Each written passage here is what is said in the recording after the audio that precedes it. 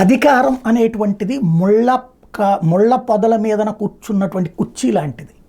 ఒకటి చేస్తున్నామని మనం సంతోషించేలోపు ఇంకో సమస్య వస్తుంది. అదే పవర్కి సంబంధించినటువంటి ప్రాబ్లం. మనం కూడా ప్రతిపక్షంలో ఉన్నప్పుడు అధికార పక్షాన్ని అట్లాగే తూర్పారబట్టి ఉంటాం కదా. ఇప్పుడు సమస్య పరిష్కరించుకోవాల్సినటువంటి బాధ్యత రేవంత్ మీద ఉంది.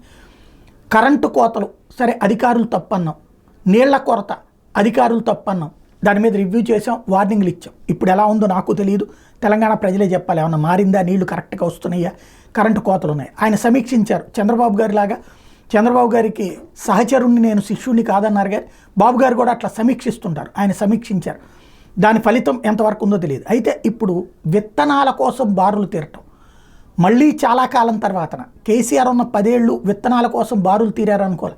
నరేంద్ర మోడీ 10 ఏళ్ల పాటు పరిపాలనలో ఎక్కడ విత్తనాల కోసం ఎరువుల కోసం బారులు తీరింది లేదు. అంతకుముందు అయితే కాంగ్రెస్ హయాంలో విత్తనాల కోసం ఎరువుల కోసం బారులు తీరి చివరికి రోడ్ల మీద ఎండల్లో చెప్పులు అక్కడ పెట్టి వెళ్ళినటువంటి సందర్భాలు చూసాం. అట్లాంటి పరిస్థితి మళ్ళీ వచ్చిందన్న పేరు రాకుండా ఉండాలంటే ఏదో ఒక రకం విత్తనాల కోసం జనమంతా ఎగబెడుతున్నారట. ఆ విత్తనాలు ఏమో తక్కువ సప్లై అయినాయట.